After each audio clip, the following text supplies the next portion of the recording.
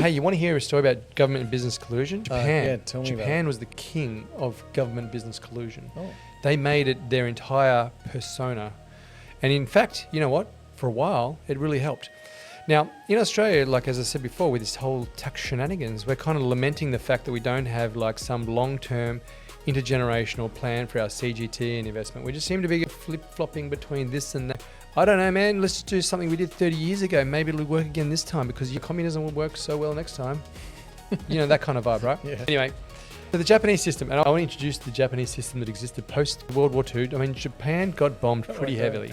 He got bombed. He got bombed. He got some serious bombing. The Americans really went through and bombed the crap out of it. Yeah. Now, they had a system known as what was called the Iron Triangle, which is a really close relationship between what was called the LDP, the Liberal Democratic Party, which is kind of like, even though it was a democracy, it was this one party that was in for like 53 years straight or something.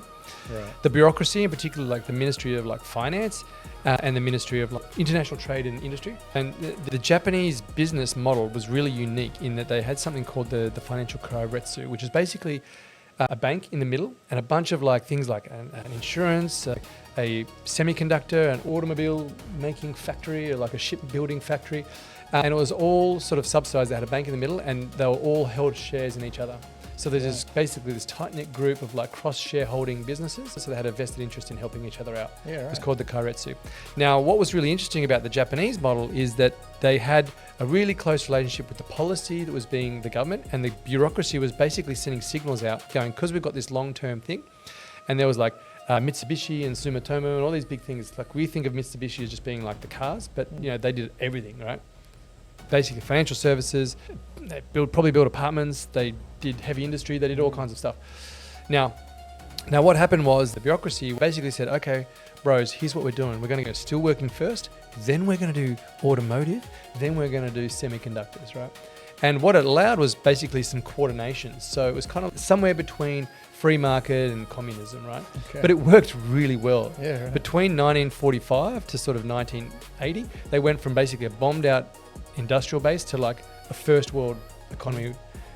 And that was kind of by design, and it worked phenomenally. But it had a bunch of drawbacks for, I guess, international competition. If you were like an American business or an Australian business, it was really hard to compete in Japan because all these cross-shareholding meant that there was a real close link. You know, bureaucrats would kind of land themselves in industry afterwards, and so there was a really cozy relationship between business and the regulators.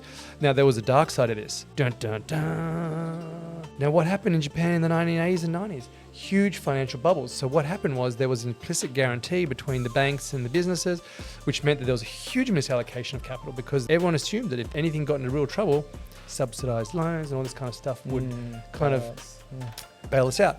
So what happened was a huge misallocation of capital. Zombie businesses, so businesses that didn't make any sense, they just kept getting loans. There was harsh reality, cheek slapping of like, you suck, you blew up, you learn. No, none of that. No, just give them money. So zombie companies formed, but also huge bubbles formed in things like real estate, right? So do you remember there was like this crazy stat back in the 80s where like the grounds of the Imperial Palaces theoretically weren't as much as like the whole state of California. Yeah, so huge misallocation. So eventually what happened was that business model broke because the bubble burst and there was just like bad loans everywhere, right? Now, because of this close relationship, what do you think the Japanese did? Nothing. They refused to admit that the model was broken and they continued to patch it up. So for 2 decades, there was financial experimentation, stagflation, where they're just all like, well, changing would mean that we were wrong. And you know what? We kind of all did this together and let's all just pretend like it didn't happen. Yeah. We can't all be wrong, can we? Can't all be wrong. Surely not. Yeah, surely not.